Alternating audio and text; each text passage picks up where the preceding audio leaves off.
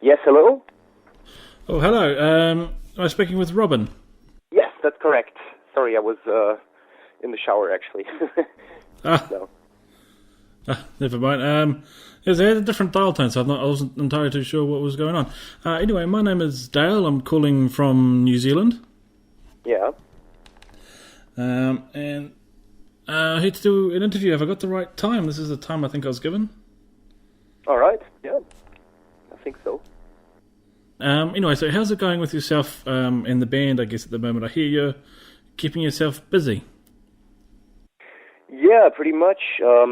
Well, I just got back from Sweden, recording an album with my other band actually, and then we had a gig at the Paris Tattoo Convention with the Ocean last weekend, and now we're preparing for this Australia, New Zealand, and Singapore run that is going to start March 23rd with a show in Singapore, or the 22nd actually, and then the 23rd we're playing Auckland with Mastodon, I guess. So yeah, we're in the middle of tour preparations right now and quite busy. Cool. Now, obviously, we're talking because you're coming down here, as you said. There's why I say that, because I had the sort of gag line.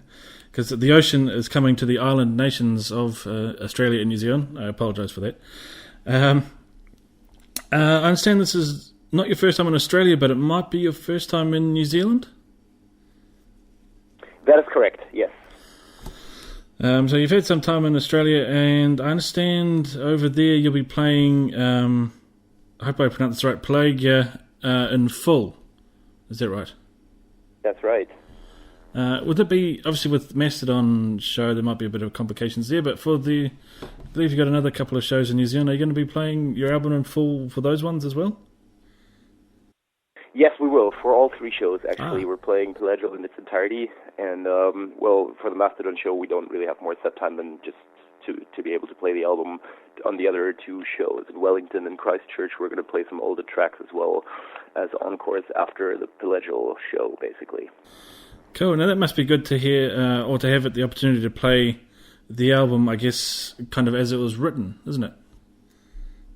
Yeah, that's that's how the album was written, and that's how it was meant to be performed live from the beginning to the end. It's basically one long piece of music that's like almost an hour long, and it wouldn't really make sense to cut out songs in the middle of it and then throw in some older tracks. So we've kind of like always performed the album live in its entirety on this album cycle. We've done close to 250 shows with this right now, so it's become a bit of a routine right now. But yeah, we're at the end of the album cycle, and we're excited that we can finally bring the show to New Zealand now for the first time ever in the history of this band. So we're really excited about making that happen. Your last album was written with a sort of a multi-layered concept to it, and much like your previous albums, they had quite a sort of intense concept to it. It's right, isn't it? So we had a basic layer where there's a journey to the depths of the ocean. And of course, lyrically, that sort of transfers to the psyche, isn't it? Yes. The idea behind that album is that it's basically a journey from the surface to the bottom of the sea through the 5 pelagial depth zones, and we wanted to make that very obvious when you listen to the record. So, like, the album starts out with fairly lightweight, sunlit surface music, let's call it, mainly clean guitars and, like, major harmonies and stuff like that, and then the music gets progressively heavier and lower in tuning and more brutal as you're progressing towards the depths of the ocean. So that's basically the basic idea behind it. And the album was initially meant to be instrumental, simply for the fact that we didn't really know how to approach that lyrically. I didn't want to sing about sperm whales fighting with giant squid in the depths of the sea. That would have been a bit ridiculous, so we thought that maybe it's just the right album concept to make an instrumental record. But then Loic, our singer, was very ill. That was another reason why we decided to have it instrumental at first, but then he recovered and wanted to be on the record, so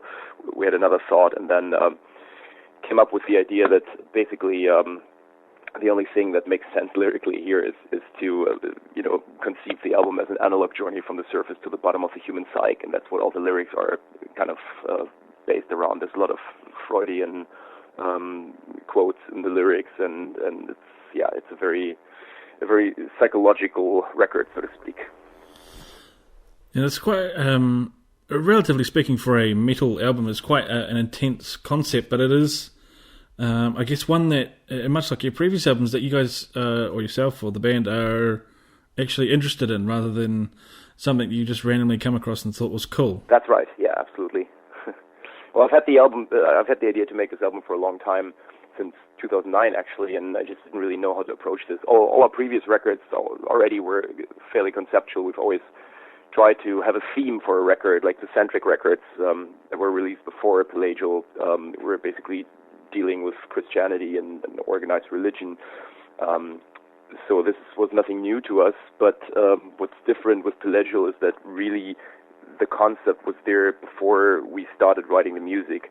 With all the previous records, it was more a case of writing music and then, thinking about how to approach the album from a lyrical point of view. And here it was really the idea of making this album that is this journey from the surface to the bottom of the sea, and how are we going to do this musically. And so the idea actually had an impact on how we write the music. And that's what sets Pelagial apart from all the previous records we've done, pretty much. Cool. Now, because I noticed with your shows, just linking it back to your shows in New Zealand, you've got 3, you got Auckland, Wellington and Christchurch. You could almost take that that progression of shows as another level to that music as well, because it's a kind of a similar journey, if you will, sort of going from quite urban down to Wellington and Christchurch, going south, going to different centres. I don't know. Yeah, I'm looking forward to seeing that. I've never been to New Zealand myself, but we're actually going to have a good week off after the Christchurch show, so we're going to have some time to travel and see the South Island, and I'm super excited to be able to do that finally. I guess something that you guys probably talk about a lot, though, but I understand that the band has solidified with the lineup somewhat, and though I guess you're still not too fussed about being called a collective, the Ocean Collective, so much these days. Well, yeah, we are still called the Ocean Collective, and to a degree, this is what we still are. The term dates back to the early days of the band, when we were more loosely organized, like a collective, not like a real band. We had a lot of changing members. We had sometimes 4 guitar players in the band, but only 2 would play live with us. So depending on whoever had time to do a tour or a show would do the show. And nowadays we are more like a fixed band in terms of having a stable lineup of the same 5 people that are on stage all the time. But we still play occasionally with extra guest musicians. We have a lot of artists that contribute to the collective, and anything from shirt design to album artworks that still are kind of like a part of the band, because we've been working with them for so many years, and they kind of feel like they're part of this whole thing called the Ocean for us. And so that's where the collective is still there.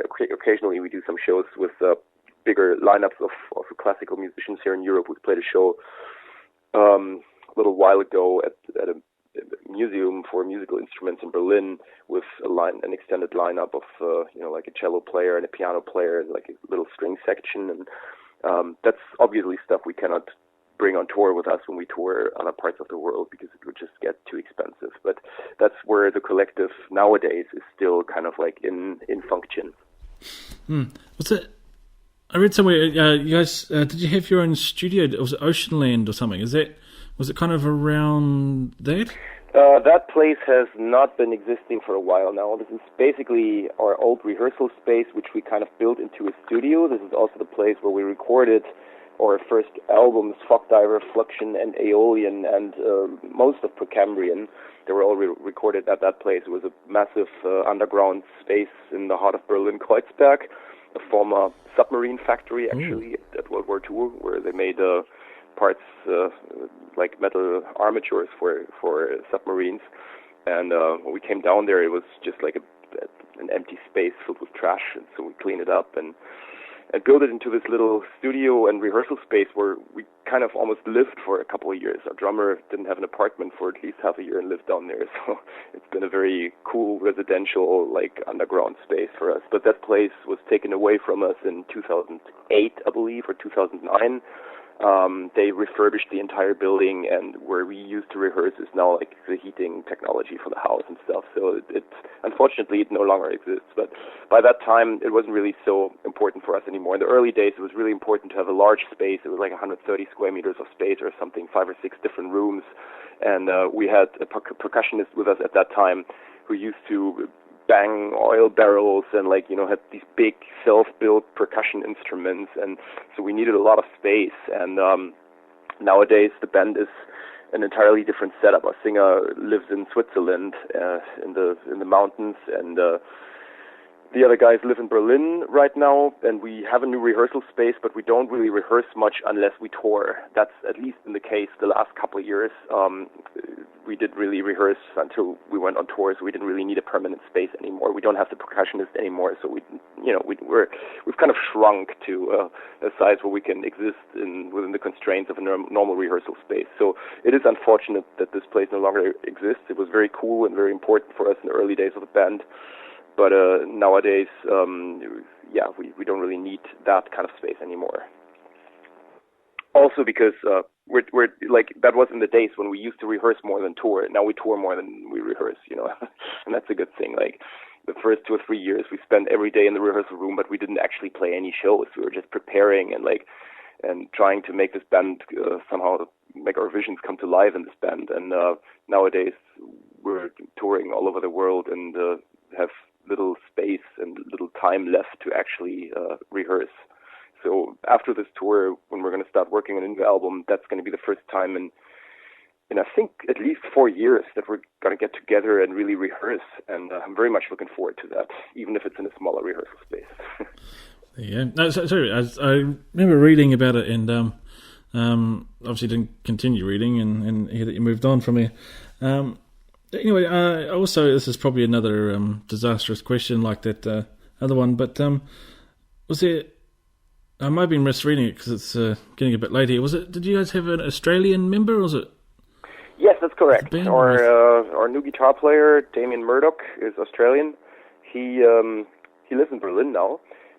We met him through the internet when we lost our previous guitar player at the end of 2013. And Damien was living in Vienna at that time. He's married to an Austrian girl, so he was already in Europe. And he sent us some videos of himself performing some of our songs, and we liked it and invited him to Berlin, and that's how he joined the band.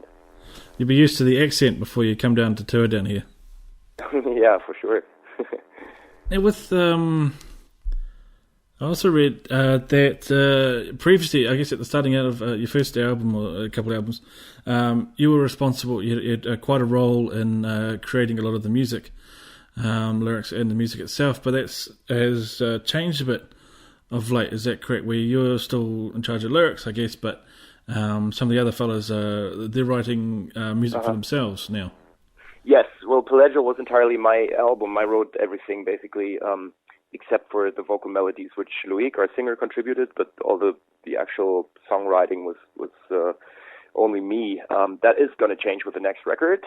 We're going to have the other guys involved more. Paul is going to write his own drum parts. Damien is going to write his own guitar parts, and Damien has already written some tracks that I like, that I think fit into the realm of this band. So it's likely that he's going to contribute to the actual songwriting as well.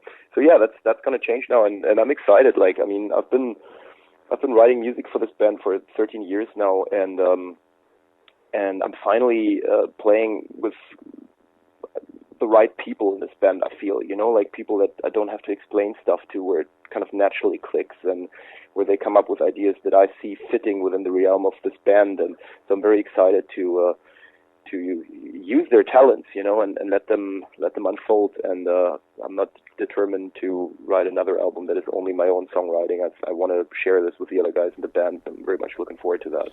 Cool. Now I think that might be my time, because I'm only on scheduled time. So thanks for talking to me. And I really do, it's going to be tight for me, my schedule wise, but I really do hope to catch you in Auckland with Mastodon.